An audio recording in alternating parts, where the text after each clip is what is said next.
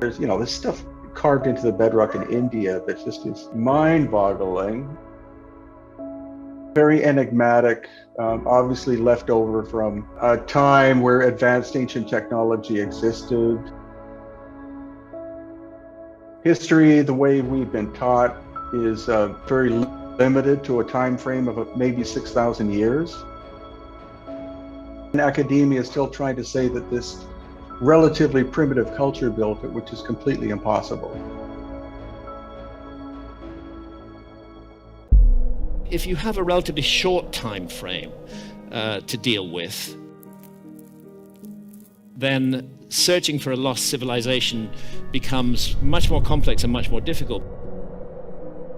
But if you have a very long time frame to deal with, there's much more material to investigate.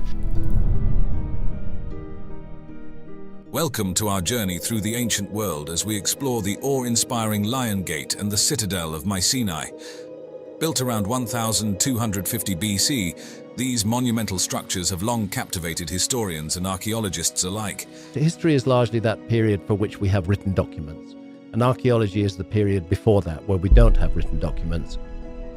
Was it the legendary Cyclopes who constructed these massive walls and intricate reliefs, or did the Mycenaeans possess advanced engineering skills far beyond their time? There are unexplained issues in our past, which are presently not explained by the system that teaches us about the past. Join us as we unravel the mysteries of these incredible feats of ancient architecture and delve into the legends that surround them. The Lion Gate, located in Hattusa, Turkey, dates back to around 1400 BC. This gate served as the main entrance to the ancient city of Hattusa, the capital of the Hittite Empire. Known for its military prowess, extensive diplomatic networks, and advanced legal and political systems, the Hittite Empire was a significant power in the ancient Near East. Hattusa was a sprawling city that functioned as the political, cultural, and religious heart of the empire. The construction of the Lion Gate during the height of Hittite power reflects the empire's wealth, military strength, and sophisticated architectural skills. The Lion Gate is a monumental stone gateway flanked by two massive lion sculptures carved from single blocks of limestone. These lions, with their fierce expressions and detailed craftsmanship, were intended to ward off evil and protect the city. Their imposing presence symbolized strength and authority, reinforcing the power of the Hittite rulers. I think we're confronted by an enormous mystery with megalithic sites all around the world, and we don't understand them properly. The gate is part of the larger fortification system of Hattusa, which included extensive walls, gates, and towers. These fortifications were designed not only for defense, but also to demonstrate the might of the Hittite civilization. The walls of Hattusa, stretching over 8 kilometers, enclosed the city and protected its inhabitants from potential invaders. The lion sculptures at the gate are approximately 2 meters high, and the gate itself stands about 4.5 meters high and 4 meters wide. The stones used in the construction were quarried locally from the limestone-rich areas around Hattusa. Each stone block used in the gate's construction weighed several tons, reflecting the advanced engineering skills of the Hittites. The limestone used for the lions and the gate was quarried from nearby sources, likely within a few kilometers of Hattusa. Transporting these massive stones required advanced engineering techniques. The Hittites probably used sledges to move the stones over land, possibly with the aid of rollers or lubricated tracks to reduce friction.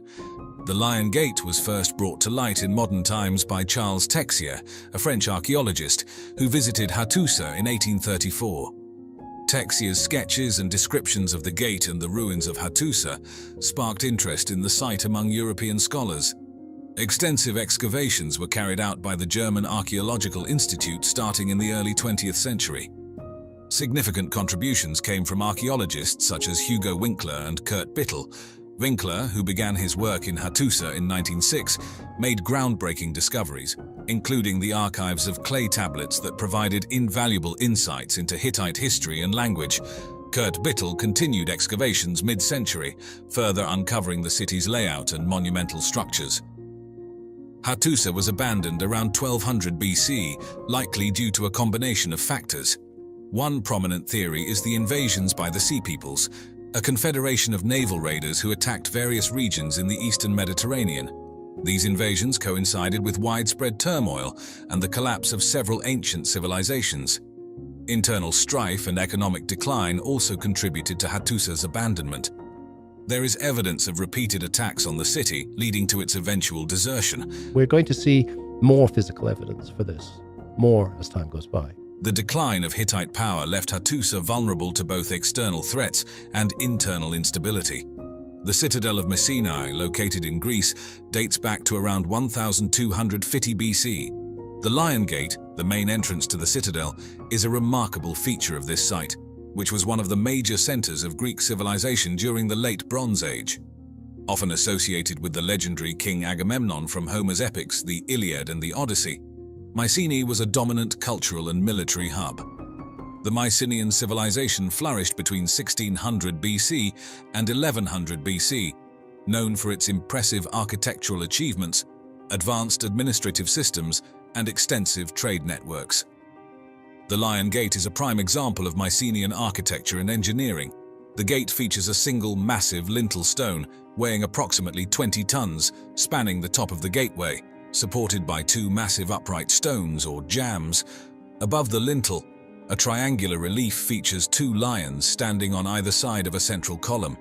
This heraldic symbol is unique in Mycenaean art and likely represents royal power and divine protection.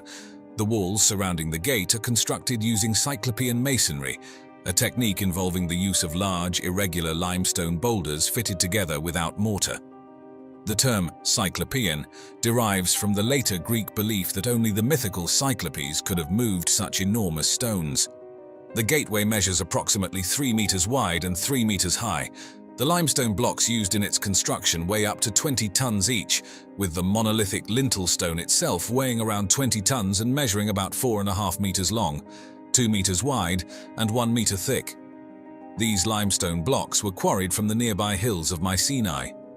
Transporting and constructing with these massive stones required significant manpower and advanced engineering techniques. It is believed that the Mycenaeans used sledges and wooden rollers, along with a coordinated workforce, to move these heavy stones from the quarry to the construction site.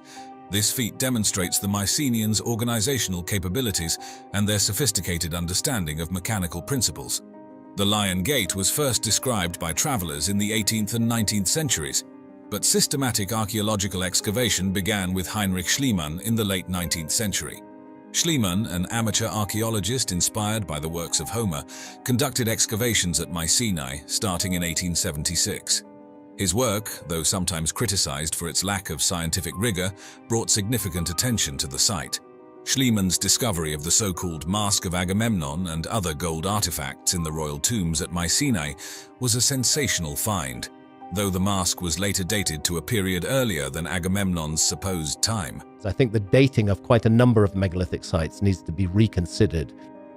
Subsequent excavations by Greek archaeologist Christos Tsountas in the early 20th century further uncovered the citadel's layout, including its walls, royal tombs, and palace complex.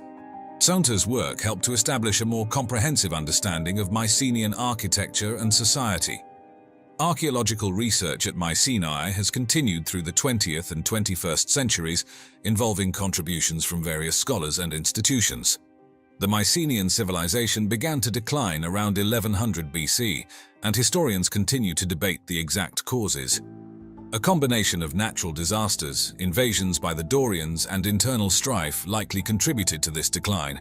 Earthquakes and other natural events may have weakened the infrastructure of Mycenaean cities, making them more vulnerable to external threats.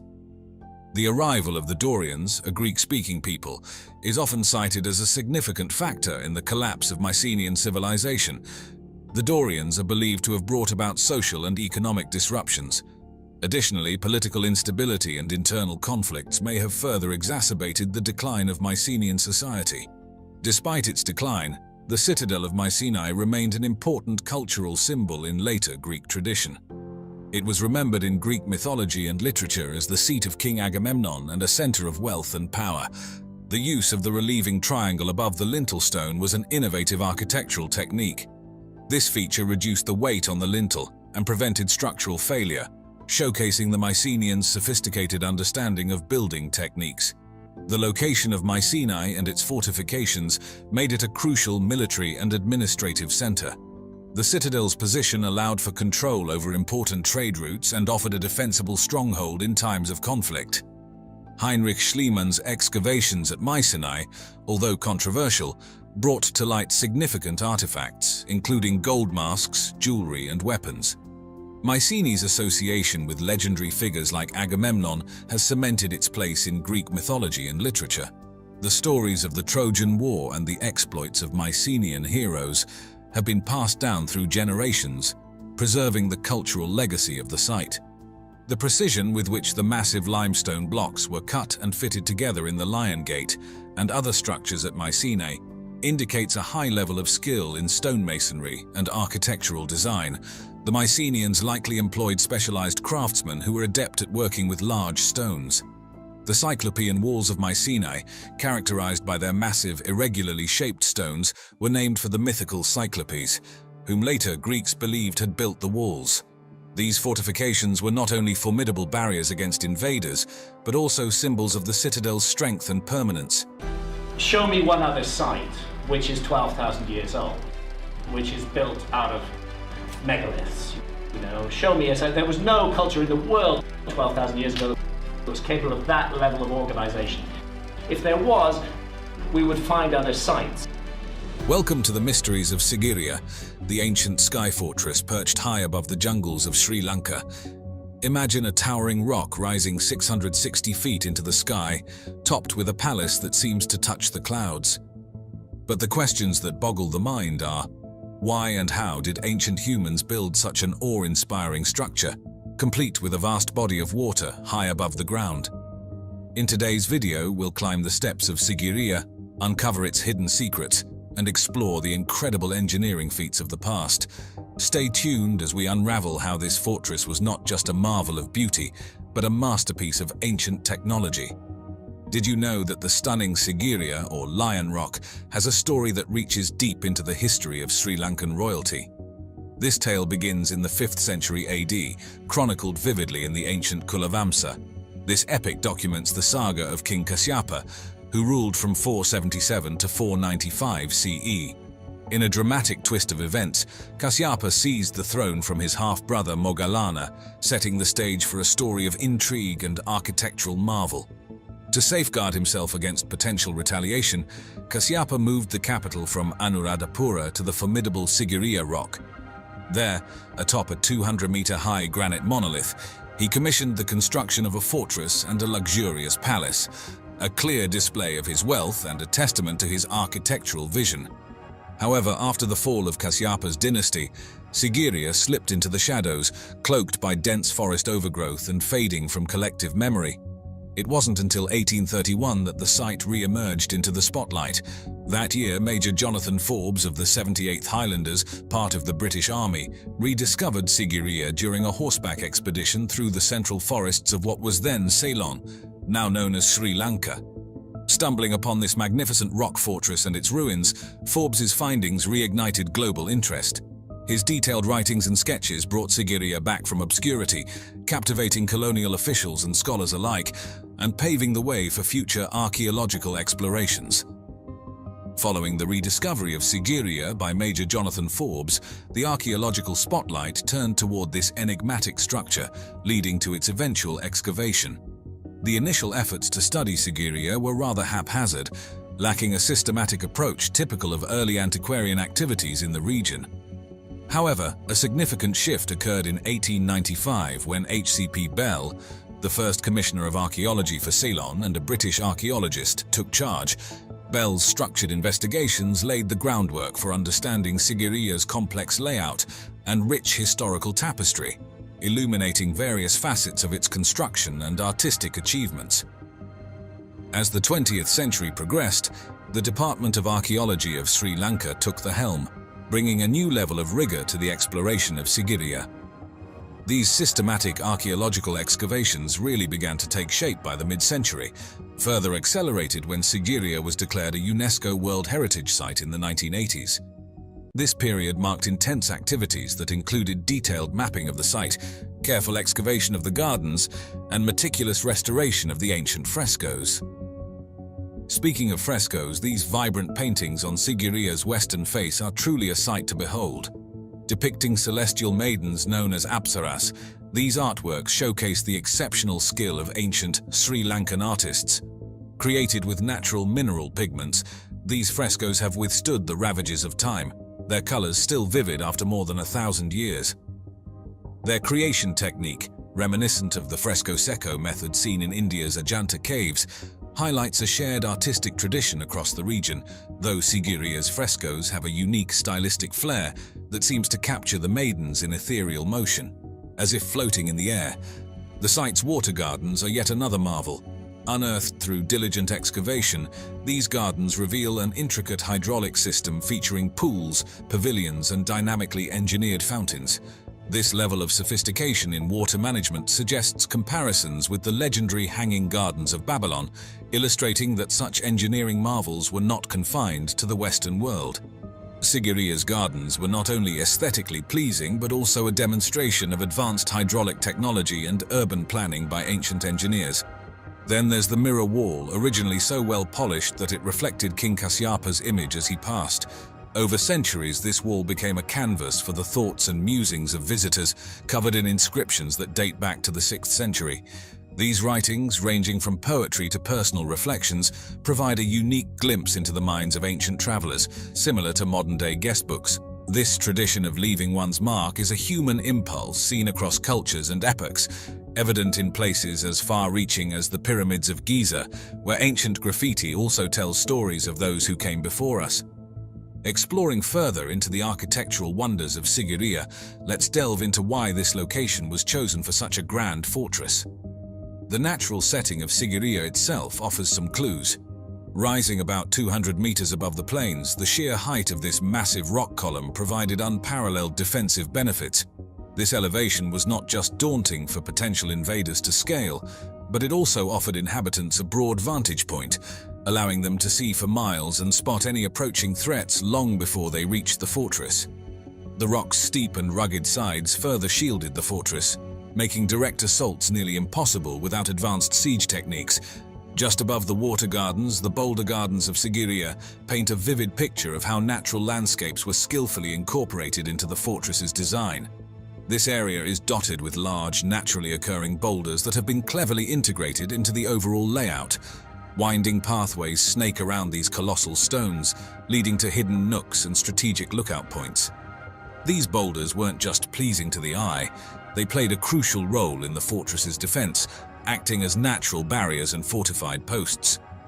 This strategic use of natural rock formations is somewhat akin to the serene rock gardens of Ryoanji in Kyoto, Japan.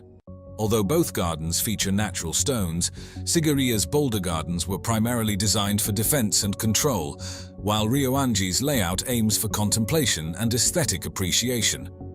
Climbing higher, the terraced gardens mark the final stages of the ascent to Sigiriya's summit. Here, a series of staircases and pathways are carved directly into the rock face, not only facilitating access to the top but also allowing for the cultivation of gardens and the construction of small structures along the way.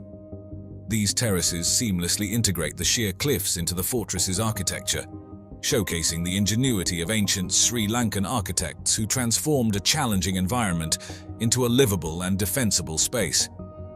This method of using terraces can be compared to the ancient Incan city of Machu Picchu, which also features gardens cut into mountainous terrain. Both Sigiriya and Machu Picchu utilize the verticality of their landscapes to enhance agriculture, habitation, and defense, demonstrating a deep understanding of how to adapt architecture to the natural environment effectively.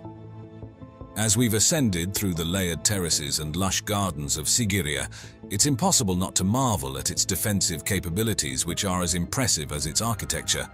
The entire fortress was safeguarded by a massive moat and towering walls. The approach to the rock itself was ingeniously designed to be narrow, funneling potential attackers into a tight space where they could be more easily repelled. Throughout the fortress, large boulders were strategically placed, ready to be rolled down on invaders, and certain staircases were cleverly designed to be easily removable or destroyed, preventing enemy progression. At the pinnacle of Sigiriya, extensive residential quarters once stood, serving as the royal abode for King Kasyapa and his retinue. These buildings were robustly constructed from bricks and stones, with some walls still resiliently standing. The The stone blocks used in construction, though their exact weight is unknown, are estimated to weigh several tons each, hinting at the remarkable effort that went into their assembly. To create a flat area on the summit, large amounts of rock and soil were excavated, likely requiring immense manpower and possibly even elephant power, underscoring the vast resources at King Kasypa's command. Drawing an interesting parallel, the construction feats of Sigiriya can be likened to those of the Incas' Machu Picchu in Peru. Both iconic structures were built in demanding locations, yet they demonstrate an extraordinary ability to blend architectural elements with the natural landscape. Machu Picchu, nestled between mountain peaks and featuring agricultural terraces and planned residential areas, echoes Sigiriya's integration of form and function within its environment. The scale of material moved and the meticulousness of Sigiriya's construction spotlight its stature as a marvel of ancient urban planning and engineering. More than just a military stronghold, Sigiriya symbolized royal authority and divine kingship, with its strategic defenses, luxurious residential quarters, and enchanting pleasure gardens all set against the backdrop of ingenious human innovation.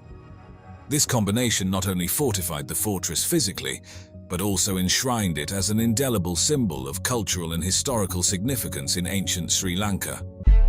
I think that the city of Tiwanaku is one of the most mysterious sites in the world.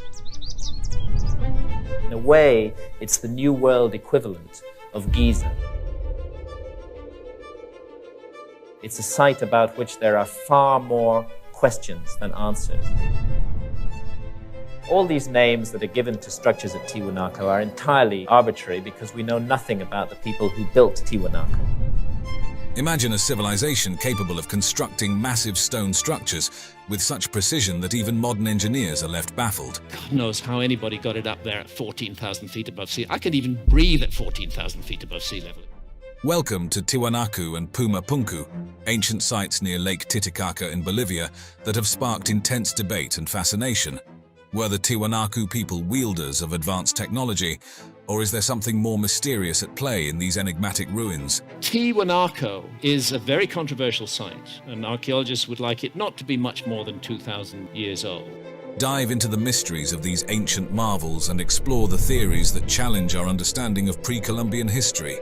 Tiwanaku is an ancient archaeological site situated near Lake Titicaca in western Bolivia. This site was the heart of the Tiwanaku Empire, a highly advanced civilization that thrived between 300 AD and 1000 AD. Renowned for their impressive architectural and engineering achievements, the Tiwanaku people developed intricate agricultural systems and maintained extensive trade networks that stretched across South America. Their civilization is considered one of the most significant pre-Columbian cultures in the region, leaving a legacy that continues to captivate historians and archaeologists. The handiwork of humans is clearly evident in this site. The first European accounts of Tiwanaku came from Spanish conquistadors in the 16th century. Chroniclers like Pedro Chiesa de León provided early descriptions of the monumental ruins they encountered, speculating about the origins of these impressive structures. These initial reports highlighted the grandeur and mystery of Tiwanaku, sparking curiosity and interest in the site for centuries to come.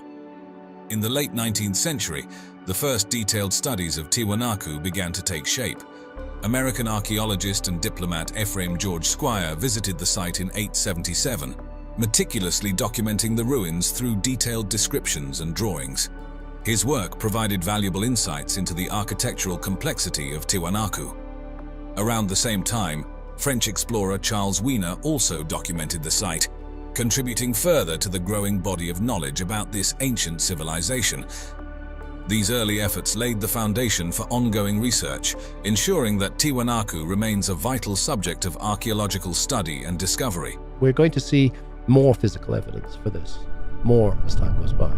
The key structures and features of Tiwanaku are as fascinating as they are monumental. One of the most significant structures at the site is the Akapana Pyramid. This large, terraced mound stands approximately 16.5 meters high and spans a base area of around 200 meters by 250 meters. The pyramid's design is thought to emulate a sacred mountain, reflecting the religious and cultural importance placed on such natural formations. To prevent water damage and erosion, a sophisticated drainage system was integrated into the pyramid. This system included a network of stone-lined channels and underground conduits that efficiently diverted rainwater away from the structure, showcasing the advanced engineering skills of the Tiwanaku people. The pyramid's terraces were constructed using a combination of large stone blocks and compacted earth. The stone blocks were precisely cut and fitted together without the use of mortar, demonstrating the builders' high level of craftsmanship. Another remarkable feature at Tiwanaku is the Kalasaya complex, a large rectangular enclosure surrounded by high stone walls. The enclosure measures approximately 130 meters by 120 meters. Within the Kalasaya complex stands the famous Gateway of the Sun, a massive monolithic archway carved from a single block of andesite stone. The Gateway of the Sun is about 3 meters high and 4 meters wide, with an estimated weight of 10 tons. The intricate carvings on the gateway include depictions of deities and astronomical symbols believed to be related to the Tiwanaku calendar and cosmology. These carvings highlight the Tiwanaku people's advanced understanding of astronomy and their integration of celestial events into their religious practices. There's curious astronomical alignments at Tiwanaku. The site was aligned to the summer solstice in 10,500 BC. Equally impressive is the semi-subterranean temple, an imposing sunken courtyard measuring about 28.5 meters by 26 meters. One of the most distinctive features of this temple is the collection of carved stone heads embedded in its walls.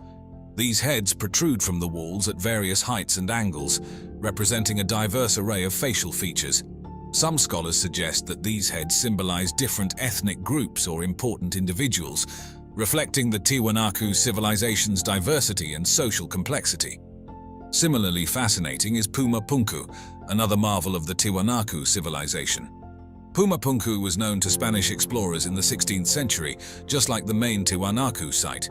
However, it wasn't until the 20th century that modern archaeological efforts brought significant scholarly attention to Puma Punku.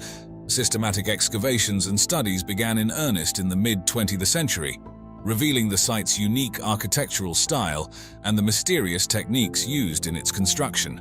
The stone blocks at Puma Punku are particularly renowned for their extraordinary precision. The primary materials used are andesite and sandstone, both known for their durability and hardness. The stones are cut with such exactitude that the joints between them are virtually invisible, so precise that even a razor blade cannot fit between the stones. The exact methods used to cut and shape the stones at Puma Punku remain a topic of debate and fascination. Several theories have been proposed to explain the precision and complexity of the stonework. One prevalent theory is that the Tiwanaku people used metal tools made from bronze or copper alloys. These metals are capable of cutting softer stones, but the hardness of andesite presents a significant challenge. However, evidence of bronze and copper tools at other Tiwanaku sites supports this theory. Some stones show marks consistent with the use of chisels or other cutting tools, suggesting that the builders had access to and effectively utilized metal tools. Another theory posits the use of abrasive materials like sand and water to cut and shape the stones. This technique involves rubbing sand and water against the stone's surface to gradually wear it down, potentially explaining the smooth surfaces and precise angles observed at Puma Punku. Large grinding stones could have been used to smooth and polish the stone surfaces after the initial cutting, further contributing to the precise fit of the blocks. Some researchers propose that the Tiwanaku civilization possessed advanced technologies or techniques that have since been lost. This theory suggests they might have had knowledge of sophisticated methods or tools that we do not fully understand today. A fringe theory, popularized by some alternative history proponents, suggests that extraterrestrial beings assisted the Tiwanaku people in constructing Puma Punku. Some people think that the answer is extraterrestrial visitors. I don't think that's the answer, but who knows? While this theory captures the imagination, it is not supported by mainstream archaeology and remains speculative. One of the most iconic features of Puma Punku is the presence of H-shaped blocks. These blocks are a testament to the advanced engineering and architectural skills of the Tiwanaku civilization. The H-shaped blocks interlock in a modular fashion, suggesting they were designed to fit together in a specific configuration. This modularity indicates a highly planned and sophisticated approach to construction. The H-blocks vary in size, but many are approximately 1 meter high and wide, with a depth of about half a meter. Each block weighs several tons, with some of the largest estimated to weigh over 10 tons. Creating these H-blocks would have required advanced stone-cutting techniques. The precise angles and smooth surfaces indicate a high degree of craftsmanship, pointing to the use of advanced tools or methods. Another fascinating aspect of Puma Punku is the transportation of its massive stone blocks. Some of these blocks weigh over 100 tons and were transported from quarries located several kilometers away. One widely accepted theory is that the Tiwanaku people used wooden sleds to transport the large stone blocks. These sleds could have been pulled by large groups of workers, leveraging human muscle power. The use of log rollers beneath the sleds could have facilitated the movement of the heavy stones. As the sled moved forward, workers would have placed logs in front of it, continuously rolling the sled over the logs. Given the absence of large domesticated draft animals in the region during that period, it is more likely that large teams of workers, organized and coordinated, performed the task using simple machines like levers and inclined planes to aid in lifting and moving the massive stones. The Tiwanaku civilization likely mobilized a substantial labor force, with coordinated efforts similar to those used in other ancient construction projects, such as the building of the Egyptian pyramids. Some theories propose that Lake Titicaca, which was larger and closer to the site during the time of the Tiwanaku civilization, could have been used to transport the stones by rafts. This method would have involved floating the stones across the lake before moving them overland for the final leg of the journey. The use of earthen ramps is another plausible theory. Ramps could have been built to gradually elevate the stones to their intended positions. This method would have required significant labor and planning, but is consistent with techniques used by other ancient civilizations. Simple machines such as levers and pulleys could have been employed to lift and position the stones. These tools, combined with ramps, would have allowed the Tiwanaku builders to achieve the precise placement required for their structures. The precision stonework at Puma Punku is often compared to the masonry of the Egyptian pyramids, particularly the Great Pyramid of Giza.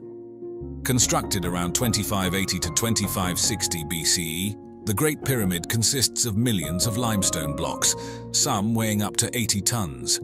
The precision of the blocks and the alignment of the pyramid with celestial bodies reflect advanced engineering and architectural knowledge. Similar to the Great Pyramid, Puma Punku's stone blocks are meticulously cut and perfectly fitted together.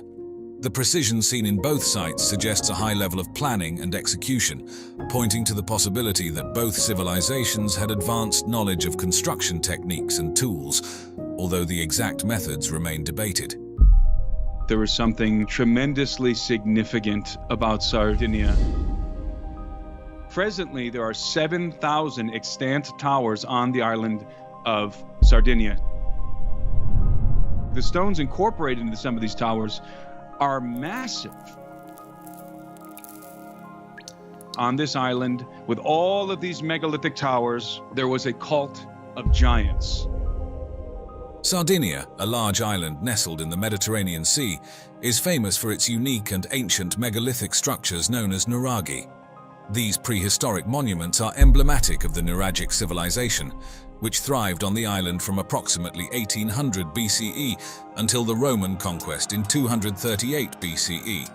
The nuraghi stand as a testament to the ingenuity and craftsmanship of this ancient society, reflecting their remarkable architectural skills, complex social organization, and rich cultural practices.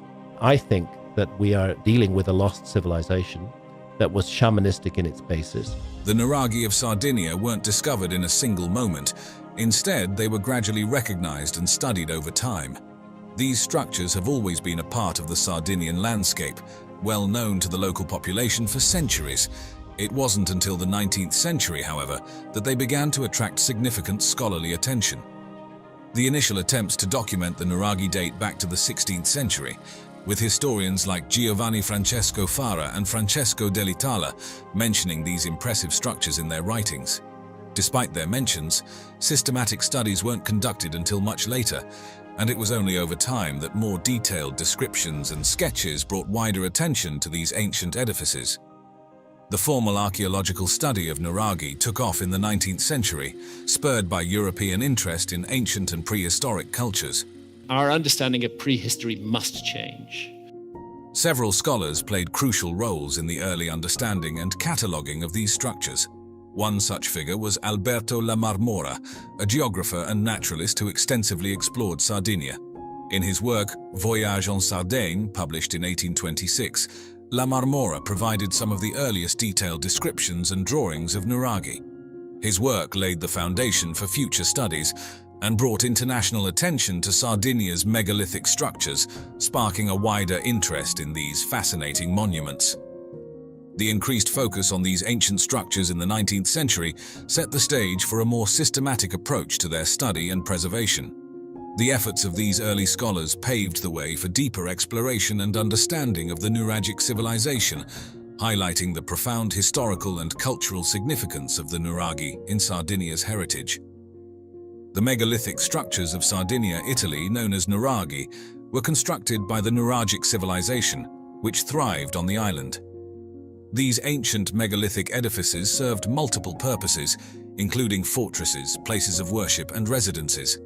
Characterized by their conical towers and complex designs, over 7,000 of these fascinating structures have been identified scattered throughout Sardinia. They were constructed during the Bronze Age between 1900 BCE and 730 BCE, and they symbolize the advanced construction techniques and societal organization of the nuragic people. The nuraghi were first extensively studied in the 19th and early 20th centuries. One of the most notable early researchers was Giovanni Liliu, an Italian archaeologist whose significant excavations and studies in the mid-20th century brought international attention to these ancient structures. I think the dating of quite a number of megalithic sites needs to be reconsidered. His work at Nuraga su Nuraxi in Barumini is particularly noteworthy and highlighted the importance of these historical monuments. The nuraghi are built with large, irregularly shaped stones that fit together without the use of mortar. This dry stone technique is notable for its durability and the precision with which the stones were cut and placed. The stones used in construction vary significantly in size and weight, with some weighing several tons. The largest stones are often used at the base of the structures to provide stability, while smaller stones are placed higher up. These stones were sourced locally, with basalt and limestone being the most commonly used materials, facilitating the widespread construction of nuraghi throughout Sardinia. Most nuraghi feature a central conical tower, known as a keep, with one or more surrounding secondary towers. These are connected by a network of walls and passageways. The central tower typically contains one or more interior chambers, sometimes accessed by a spiral staircase. The design of nuraghi varies, with some being single towers and others forming complex multi-tower structures. One of the most significant nuraghi is Nuraghe su Nuraxi in Barumini, excavated by Giovanni Liliu in the 1950s. This site features a central tower surrounded by 4 smaller towers, with an extensive village of huts and defensive walls. In 1997, Nuraghe su Nuraxi was designated a UNESCO World Heritage Site due to its historical significance and well-preserved state. The central tower stands approximately 18.5 meters high and consists of 3 stories, making it one of the most complex and well-preserved examples of nuragic architecture. Nuraghe Losa, located in Abasanta, is known for its triangular layout and central tower surrounded by thick walls. It includes a courtyard and additional rooms for various purposes, representing the architectural sophistication of the nuragic civilization. Built from basalt blocks, Nuraghe Losa features a well-preserved interior with a corbel vaulted ceiling, showcasing the advanced construction techniques of its builders. Another notable nuraghe is Nuraghe Santu Antin in Torralba, one of the largest nuraghi, featuring a central tower with 3 smaller surrounding towers connected by a defensive wall. This impressive structure showcases the defensive capabilities and strategic planning of the nuragic people. Known as Sadomo de Sure, Nuraghe Santu Antin is one of the most majestic nuraghi, with a central tower that reaches up to 17 meters in height. The nuragic civilization of Sardinia is renowned for its fascinating megalithic structures, and beyond the iconic nuraghi, there are several other remarkable sites and artifacts that offer deeper insights into this ancient culture. One such intriguing site is the Well of Santa Cristina in Poli Latino. This subterranean temple is an architectural marvel, featuring a trapezoidal vestibule, a descending staircase, and a circular well chamber. The well is constructed with meticulously cut basalt blocks, forming a perfect dome over the chamber. What makes it even more captivating is its precise alignment with the sun during the equinoxes, where sunlight penetrates the entrance and illuminates the water inside, creating a striking visual effect. The precision of the stone cutting and the dry construction technique reflect advanced knowledge of geometry and engineering. Remarkably, the well remains dry even in the wettest seasons, showcasing sophisticated water management techniques.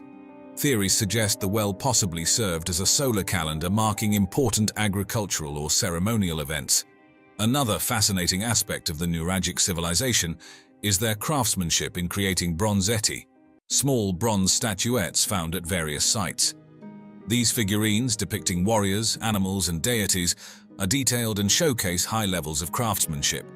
The variety of figures, including intricately detailed warriors and symbolic animals like bulls, highlights the Nuragic people's artistic sophistication and the symbolic importance of these figures in their culture. The myths of the world, those that have survived, are the Hall of Records of the lost past. Many of these bronzetti are believed to have been used in ancient ceremonies, serving as votive offerings or representations of mythological stories, and they indicate a society with distinct social roles and a rich pantheon of gods and goddesses. The giants' tombs is another impressive feature of the Nuragic landscape. These megalithic gallery graves consist of a large central stele and a burial chamber covered with massive stone slabs, with entrances often marked by semicircular forecourts. Codu Vecchio is one of the largest and most well-preserved examples, with its central stele standing over 4 meters high, and the burial chamber designed to accommodate multiple individuals. These tombs demonstrate the Nuragic people's ability to move and manipulate large stones, and were likely used for communal burials, indicating a collective approach to death and the afterlife. Local legends often associate these tombs with giants, reflecting the monumental scale and awe-inspiring nature of these structures. Many of these tombs are oriented to align with specific celestial events, such as solstices or equinoxes, suggesting a deep connection between Nuragic burial practices and astronomical observations. The alignment of giants' tombs with celestial events is similar to other megalithic structures worldwide, indicating that the Nuragic people possessed advanced knowledge of astronomy and used it in their spiritual and everyday lives. These tombs may have served not only as burial sites, but also as locations for ritualistic activities related to ancestor worship and seasonal ceremonies. The communal nature of giants' tombs is reminiscent of other ancient collective burial sites, such as the passage tombs of Newgrange in Ireland, which also align with astronomical events, highlighting the widespread ancient practice of integrating burial rituals with celestial phenomena. Very ancient structures, thousands of years older than archaeologists suppose, may be hiding in plain view.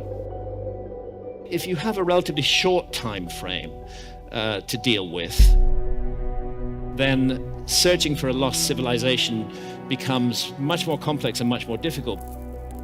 But if you have a very long time frame to deal with, there's much more material to investigate. The handiwork of humans is clearly evident in this site. Have you ever heard of a civilization that rivaled ancient Egypt, but vanished without a trace? A great civilization that had been destroyed and that had left some survivors who had come to Egypt. Deep in the heart of Africa, which boasts the world's oldest human artifacts, lies the forgotten kingdom of Kerma. These enigmatic people built massive structures called defufas, but their purpose remains a mystery. Join us as we explore the fascinating history. Kerma Defufa, located near the third cataract of the Nile in what is now northern Sudan, is a significant archaeological site featuring a large mud brick temple known as the Defufa. This impressive structure dates back to around 2500 to 1500 BCE, standing about 18 meters high with a base measuring approximately 50 meters by 25 meters. The term Defufa is derived from the Nubian word for mud brick building, reflecting its construction material and technique. The modern archaeological investigation of Kerma began with George Reisner, a Harvard University archaeologist who started his groundbreaking work in 1913. Reisner's discoveries at Kerma reshaped our understanding of this ancient Nubian civilization, uncovering a vast urban center with extensive burial grounds and a wealth of artifacts. I want to know what else is going to be found that hasn't been investigated yet at all. We're just touching the edge of a huge mystery. His findings indicated that Kerma was not just a peripheral settlement, but a major urban center. The artifacts he found, including elaborately decorated pottery, finely crafted statues, and gold jewelry, suggested that Kerma was a significant center of artistic and cultural production, rivaling contemporary Egyptian cities in its complexity and wealth. Continuing Reisner's work, Swiss archaeologist Charles Bonnet began his excavations in the 1970s, which further expanded our knowledge of Kerma's sophisticated society. Bonnet's team unearthed royal tombs adorned with offerings such as ebony and ivory, highlighting the wealth and power of Kerma's rulers. The layout of residential areas revealed a well-organized urban planning system with distinct sectors for various social classes, and the discovery of organized grave sites containing human sacrifices suggested complex spiritual beliefs. These practices, possibly revolving around ancestor worship or the divine nature of kingship, are reminiscent of those observed in other ancient civilizations like the Aztecs. I believe that it's worth considering the possibility of a remote common ancestor, which passed down key information that was inherited by later cultures. Kerma's relationship with ancient Egypt provides an intriguing comparison. While both were Nile Valley civilizations, they developed distinct architectural styles and societal structures.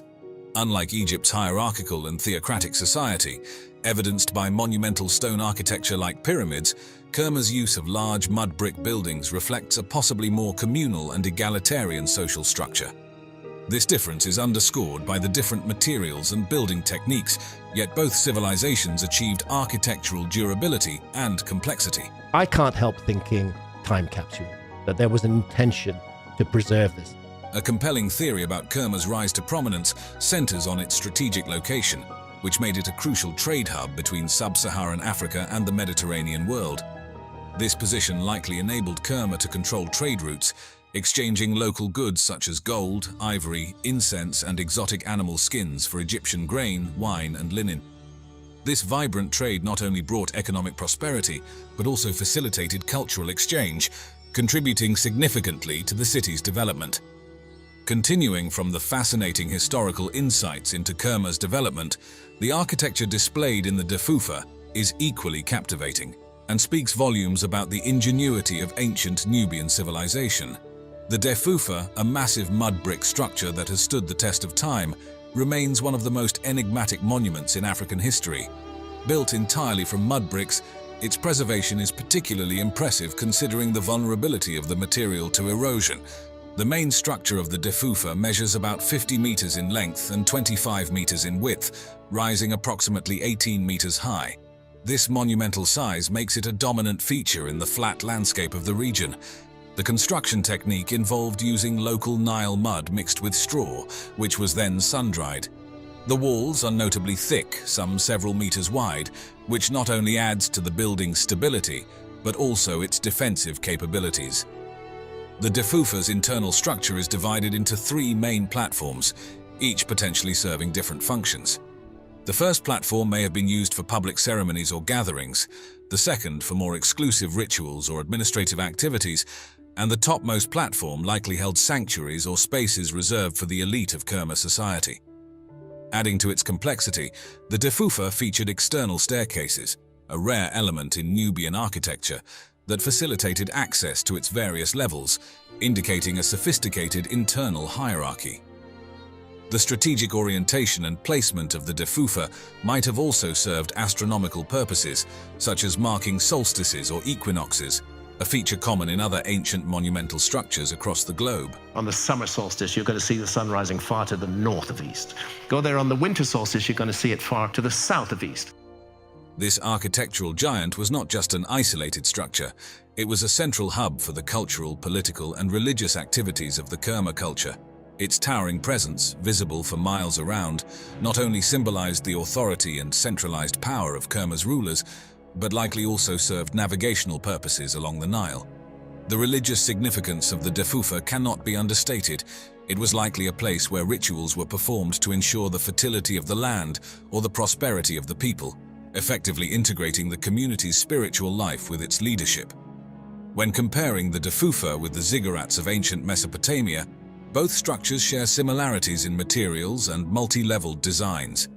However, while ziggurats were primarily religious temples, the Defufa's design suggests it combined defensive, administrative, and ceremonial functions, indicating a nuanced approach to public structures in Nubian society compared to Mesopotamian traditions, where a clearer separation between the sacred and administrative was observed. Turning our attention from the architectural marvels of ancient Nubia to the mysterious landscapes of West Africa, we encounter the enigmatic Senegambian stone circles. These remarkable megalithic sites, distributed across the northwestern edge of Senegal and central Gambia, span a vast area from the River Gambia to the River Saloum, covering about 30,000 square kilometers. Notable sites such as Wassou and Kerbach in the Gambia and Sinan in Senegal draw the curious and the scholarly alike. The physical characteristics of these stone circles are as fascinating as their distribution. Each circle comprises between 10 to 24 stones made from laterite, a dense iron-rich rock. These stones, roughly cylindrical and standing about 1 to 2 meters high, are often organized in concentric circles or double circles, creating a striking visual impact on the landscape. The stone circles first came to broader recognition through the accounts of European travelers in the mid-19th century, but it wasn't until the 20th century that systematic archaeological investigations began. Gambian historian Aliou Ebrima Cham Diouf played a crucial role in documenting these sites extensively during the mid-1900s, advocating for their preservation. His efforts paved the way for more detailed studies. In the 1970s, significant strides in understanding these formations were made through the work of researchers like Pierre Tilloy. These archaeological excavations helped clarify the chronology and cultural significance of the stone circles, revealing a complex societal structure that had the capacity to coordinate the construction of these monumental works. The discovery of these societal structures reshaped our understanding of the prehistoric cultures of West Africa, indicating advanced social organization and cultural sophistication. Our understanding of prehistory must change. In recognition of their significant cultural value, UNESCO designated the Senegambian stone circles as a World Heritage Site in 2006. This recognition not only highlights their importance on a global scale, but also has spurred increased archaeological interest and conservation efforts. The continued exploration and preservation of these stone circles help ensure that the legacy of West Africa's prehistoric cultures continues to inform and inspire future generations. Archaeological excavations have confirmed that the circles primarily served as burial sites, with human remains often found at the center of these circles, accompanied by various artifacts such as pottery, iron tools, and jewelry. These findings indicate a belief in an afterlife and the practice of offering goods to the deceased, highlighting the deep spiritual and cultural dimensions of the societies that built them. With 130,000 years of human prehistory, of which only the last 13,000 years have been documented because of the archaeological dogma that there was no point in looking deeper. Goodness knows what was happening here in that time that so far just nobody has cared to look for. It could have been the location of hitherto unrecognized advances and developments in the story of civilization. Welcome to the mysterious world of Gunung Padang, Southeast Asia's largest and most mysterious megalithic site, nestled deep in the mountains of West Java, Indonesia. Today, we're diving into the secrets of this ancient structure that dates back thousands of years. From hidden chambers beneath its massive stone terraces to controversial age, estimates that challenge our understanding of human history, what untold stories does Gunung Padang hold? Stay tuned as we uncover the layers of mystery surrounding this incredible archaeological puzzle. Gunung Padang is shrouded in mystery due to its extensive stone structures and enigmatic origins. The site, situated on a mountain about 30 kilometers southwest of Cianjur and 90 kilometers from Jakarta, first caught the attention of the international community during the Dutch colonial era in Indonesia. Reports dating back to the 1910s describe Dutch historians and archaeologists being intrigued by its large stones arranged in complex patterns. Despite these early recognitions, it wasn't until much later, with the maturity of Indonesia's own archaeological institutions, that Gunung Padang received more thorough exploration. In the mid-20th century, the site was sporadically studied by local researchers, and during the 1970s and the 1980s, Indonesian archaeologists conducted preliminary surveys, noting the extensive terraced structures. However, these were still relatively surface-level explorations. A significant turn in the investigation of Gunung Padang occurred in 2010 when Dr. Danny Hilman Natawijaya, a geologist associated with the Indonesian Institute of Sciences, took an active interest in the site due to its unique geological formations. Dr. Natawijaya's engagement marked the beginning of an in-depth exploration using modern technologies such as ground-penetrating radar, seismic tomography, and advanced radiocarbon dating techniques, which allowed researchers to peer beneath the surface and uncover layers and features previously unseen. From 2011 to 2012, early radiocarbon tests on these layers suggested that the upper visible layers of the site were constructed between 500 and 1500 years ago, aligning with the age of other known megalithic sites in Southeast Asia. However, the narrative took a dramatic turn in 2013 when deeper investigations indicated the presence of layers that could date back to at least 9000 BC and possibly as far back as 20,000 BC. These findings, which suggested a much older timeline for human civilization in Southeast Asia, were further complemented in 2014 by discoveries of potential man-made structures and chambers beneath the mountain's surface, adding layers of mystery and complexity to the site's construction. The implications of these findings are profound, stirring significant debate among the archaeological community. If the estimations hold true, they would indicate that advanced societies capable of complex construction projects existed in Southeast Asia far earlier than previously believed. The exploration of Gunung Padang not only challenges our understanding of prehistoric human activity, but also stirs national pride in Indonesia, leading to increased support from the government for archaeological research to delve deeper into the country's ancient history. This ongoing research continues to unveil new facets of the site, promising to enrich our understanding of early human societies. Gunung Padang is a fascinating archaeological site that showcases the ancient engineering and architectural prowess of its builders. Perched atop a hill and sprawling over an area of roughly 900 square meters, this site is one of Southeast Asia's most significant megalithic complexes.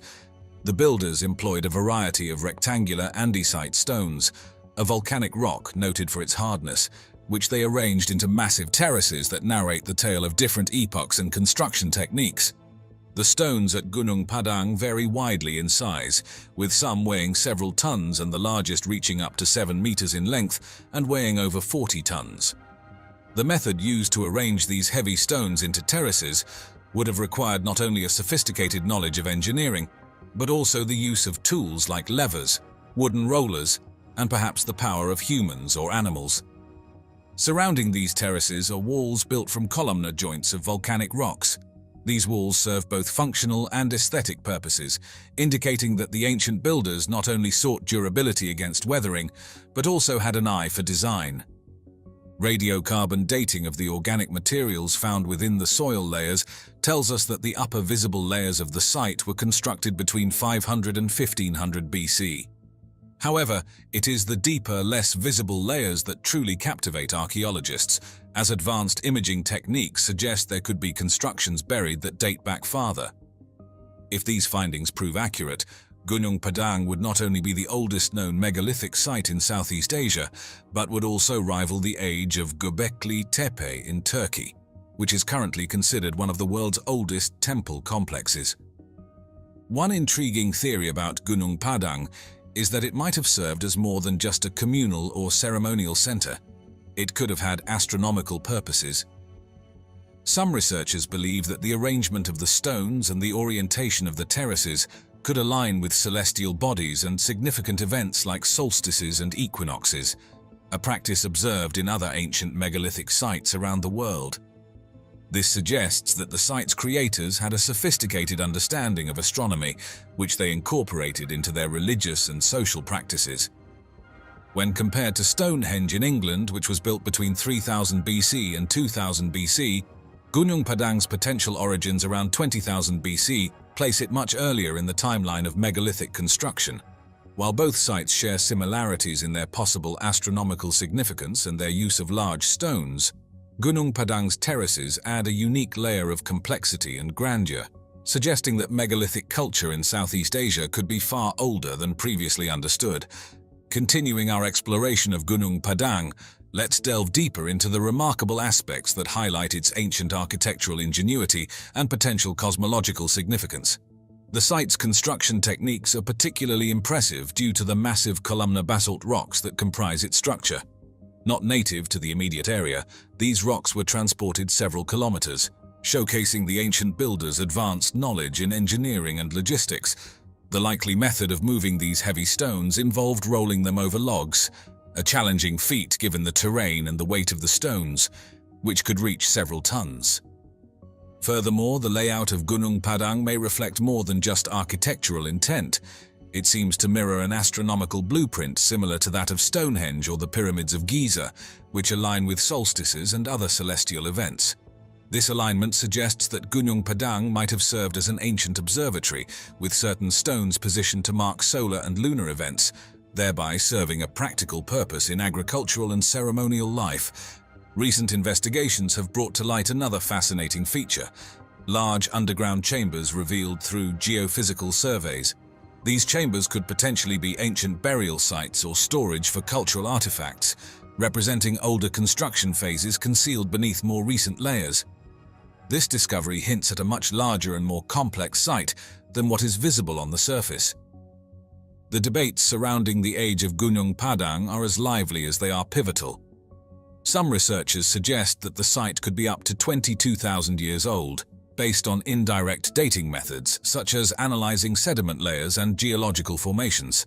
These controversial estimates, if proven correct, would challenge the established timelines of human civilization and technology development, making Gunung Padang a key site for understanding prehistoric human societies.